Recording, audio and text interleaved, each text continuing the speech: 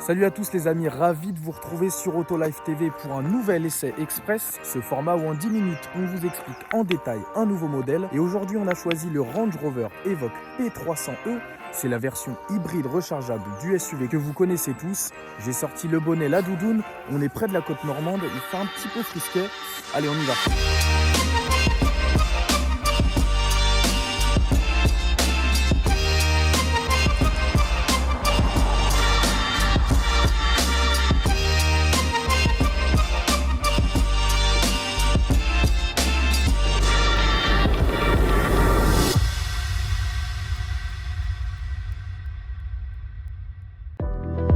Alors comme d'habitude, on va commencer par faire le tour du propriétaire de ce Range Rover Evoque deuxième du nom. C'est une deuxième génération qui a été présentée en 2018. La première était sortie en 2012. Alors faut dire que Land Rover était vraiment en avance sur son temps en termes de design avec ce SUV qui a été écoulé à plus d'1 million d'exemplaires à travers le monde. Et dans cette deuxième génération, l'Evoque garde les mêmes ingrédients. On le reconnaît vraiment. Les changements esthétiques par rapport à la première génération sont très subtils. On va commencer par la face avant. On va retrouver des feux un petit peu plus fins, une mise à jour évidemment, c'est beaucoup plus moderne et assez bien fait. La calandre a elle aussi été légèrement revue. Un petit peu plus bas, le bouclier, on retrouve des petites entrées d'air juste ici, les anti-brouillards là, un ski de protection assez sympa et puis on garde ce style très dynamique, très trapu et la recette fonctionne toujours. Globalement, cette deuxième génération du Range Rover Evoque, elle reprend tous les éléments de design, ou vraiment quasiment tous, du Velar, donc son grand frère. Les feux à l'avant, là on est équipé de jantes de 20 pouces, on a ces petits éléments en alu avec un noir brillant juste ici et comme le Velar, il bénéficie des poignées rétractables. À l'arrière aussi quelques changements, ils sont subtils comme à l'avant, on a des nouveaux feux horizontaux plus fins, on a un bandeau noir brillant qui rejoint les deux feux avec Range Rover au milieu, le nom Evoque juste ici, Land Rover de l'autre côté et on a toujours ce ski de protection bien imposant. Évidemment, c'est un Land, c'est un baroudeur, un vrai 4x4. Alors ce qui différencie ce Range Rover Evoque hybride rechargeable de sa version thermique, et il n'y a pas grand chose hormis cette trappe à électricité juste ici et la trappe à essence qui est de l'autre côté juste là. Sinon pour le reste, vraiment pas de changement. Comme je vous le disais, Land Rover a gardé les ingrédients qui ont fait le succès de l'Evoque avec cette ligne très cassée, avec aussi ce béquet très imposant. Alors évidemment dans le rétroviseur, on voit pas grand chose, mais je vais vous montrer à l'intérieur. La marque a trouvé une astuce plutôt sympa pour avoir une visibilité agréable et intégrale au volant. Comme son style, au niveau des mensurations, l'Evoque conserve ses mêmes proportions. L'Evoque fait donc 4,37 m de long, 1,90 m de large et 1,64 m de haut. Alors au niveau du coffre, il est électrique, il fait 472 litres, soit autant que les versions thermiques de l'Evoque. On a même un léger plancher juste ici pour loger voilà, des affaires qui pourraient se balader. C'est plutôt sympa. Et là, on a cette petite mallette avec les câbles à l'intérieur. Contrairement à la première génération, l'Evoque n'est plus disponible en version coupé 3 portes et en version cabriolet. Il est seulement disponible en version 5 portes. Alors si à l'extérieur, les changements esthétiques sont mineurs par rapport à la première génération, à l'intérieur, on est bien dans un range. Alors on va s'attarder un petit peu sur cet intérieur. Donc finalement, comme à l'extérieur, l'Evoque reprend l'intérieur du Velar. On va commencer par les panneaux de porte. On a des matériaux très bien choisis avec beaucoup de cuir, du noir brillant. On a un petit peu de plastique moussé, mais c'est plutôt sympa au toucher. Ensuite, on arrive sur un volant vraiment très joli avec ce cerclage en alu et du cuir évidemment. On a les raccourcis, très pratiques, faut le dire. Les boutons tombent vraiment bien sous la main. Alors au niveau de l'instrumentation, on est sur un écran de 12,3 pouces qu'on peut évidemment modifier via le menu de cadran. Un cadran, carte en plein écran, mettre en avant le média ou les assistances conducteurs. Donc ces raccourcis sont vraiment pas mal. Et quand on se tourne un petit peu vers la console centrale, alors on est assez loin du passager, mais là on est sur deux écrans de 10 pouces, un pour l'infodivertissement et juste en dessous, c'est l'écran pour gérer les modes de conduite, la clim, c'est les raccourcis pour la clim, les sièges chauffants et on peut aussi personnaliser le mode de conduite lorsqu'on démarre la voiture. C'est vraiment très intéressant. Un petit peu plus bas, donc on a les commandes de clim avec une simple pression, on peut gérer le siège chauffant. On rappuie, hop, on a la clim, on rappuie, hop, voilà. Un petit peu plus bas, évidemment, on a le levier de vitesse avec une jolie boiserie. Alors là, c'est un emplacement pour poser les clés ou votre téléphone. Ce qui est pas mal, c'est que ça bouge pas. Pour le reste, c'est une ambiance très britannique, assez feutrée. Ça va bien avec la voiture et l'ambiance très racée de ce Evoque. Là, on a les grilles d'aération. On a ici du plastique moussé, du cuir, un très joli cuir juste ici. Alors là, on est sur un système audio Meridian.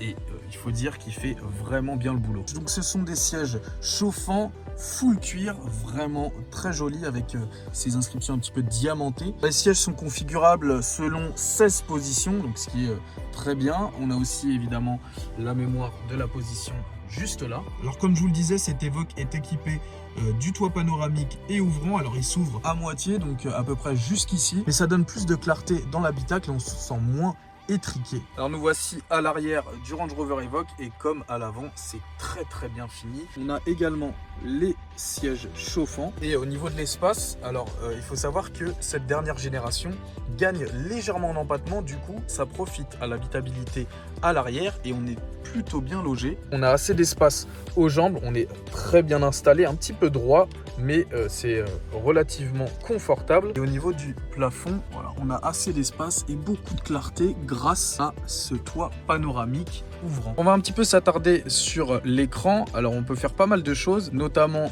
l'inclinaison de l'écran, voilà, angle de la trame. Avec une simple pression, on peut modifier et c'est assez réactif, faut le dire. Alors sur l'écran d'infodivertissement, on retrouve le média, le téléphone, la navigation juste ici.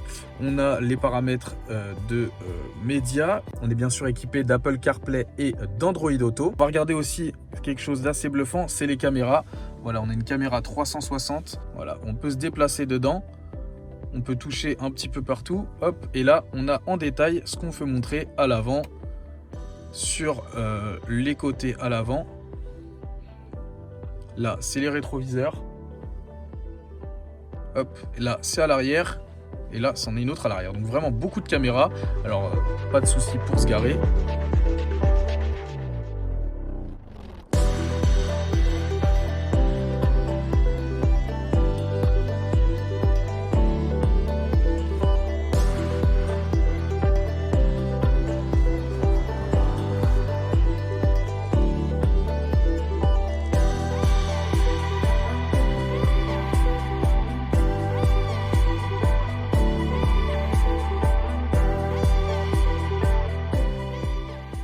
Les amis, on se retrouve maintenant à bord de ce Range Rover Evoque P300e. Alors pourquoi P300e? Parce que cette version hybride rechargeable revendique 300 chevaux. À l'avant sous le capot, on a un bloc 3 cylindres 1,5 litre de 200 chevaux. Et le moteur électrique est à l'arrière sur l'essieu, ce qui fait de lui un vrai 4x4. La batterie est logée sous la banquette arrière, elle fait 15 kWh. Ça lui permet du coup d'évoluer jusqu'à 55 km selon le constructeur. On a mesuré moins, 55 km en tout électrique. Nous, on a plutôt mesuré 35, ce qui est dans la moyenne des versions hybrides rechargeables du marché. Globalement, le poids est plutôt bien équilibré. On a quand même près de 2 tonnes 100 à faire déplacer. Alors évidemment, ça se ressent légèrement sur la pédale de frein. La pédale est un petit peu spongieuse à mon goût, mais ces quelques défauts sont relativement bien gommés par surtout le confort de cette voiture. On est dans un range. Voilà, là on est sur une route de village un petit peu cabossée et c'est vraiment très agréable. Alors au démarrage, ce Range Rover Evoque est en mode tout électrique. On peut rouler jusqu'à 135 km/h. Alors évidemment, quand on est sur autoroute, la batterie se décharge très rapidement. Lorsqu'on est en ville ou sur les petites routes de campagne comme ici, on dépense très peu d'énergie en sollicitant un tout petit peu la pédale d'accélérateur. Bien sûr, comme beaucoup de modèles hybrides rechargeables, on peut récupérer de l'énergie au lâcher d'accélérateur, mais aussi au freinage. Alors c'est très peu.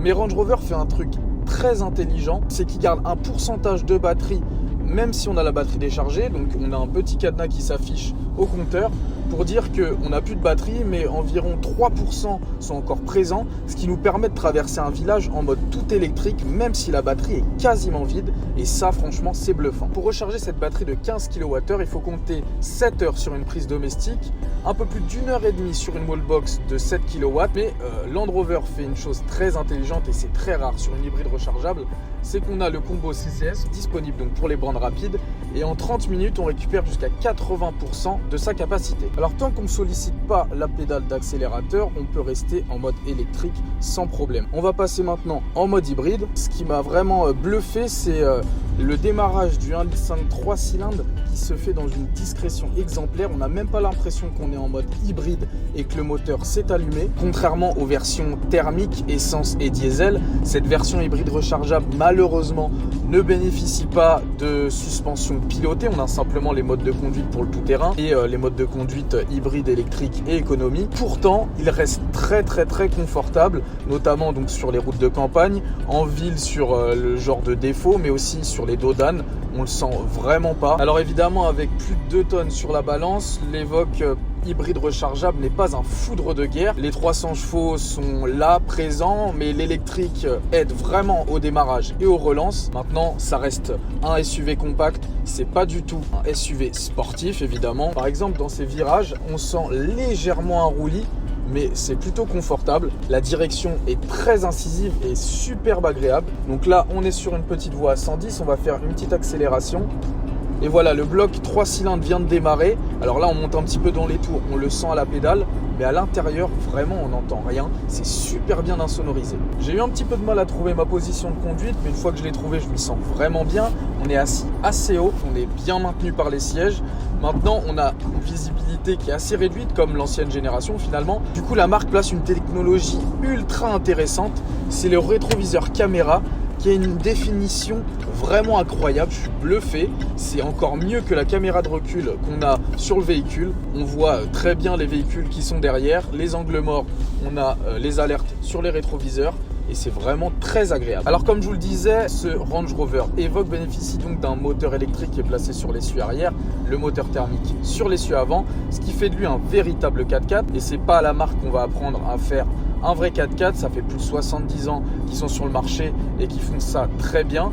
Maintenant, le Range Rover Evoque reste un SUV compact, c'est pas vraiment fait pour grimper aux arbres. On peut tranquillement s'aventurer dans les chemins, c'est déjà pas mal. Au niveau de la consommation, on a mesuré un peu plus de 8 litres au 100, ce qui est vraiment raisonnable comparé aux concurrents hybrides rechargeables pour un véhicule qui, je vous rappelle, fait plus de 2 tonnes. Alors avec la batterie chargée et le plein, on fait environ 550-600 km. Franchement, je suis vraiment agréablement surpris, surtout par l'hybride rechargeable, par Land Rover. Vraiment, c'est très intéressant. Je vous rappelle que cette version P300e hybride rechargeable est aussi disponible sur le Discovery. Le petit bémol, c'est le tarif, évidemment. 39 000 € de base pour un Range Rover Evoque classique, tandis que cette version hybride rechargeable en finition HSE culmine à 76 850 €. Alors l'avantage évidemment de l'hybride rechargeable, c'est la fiscalité. On a une vignette critère numéro 1, donc voilà, on peut se déplacer dans toutes les villes sans problème.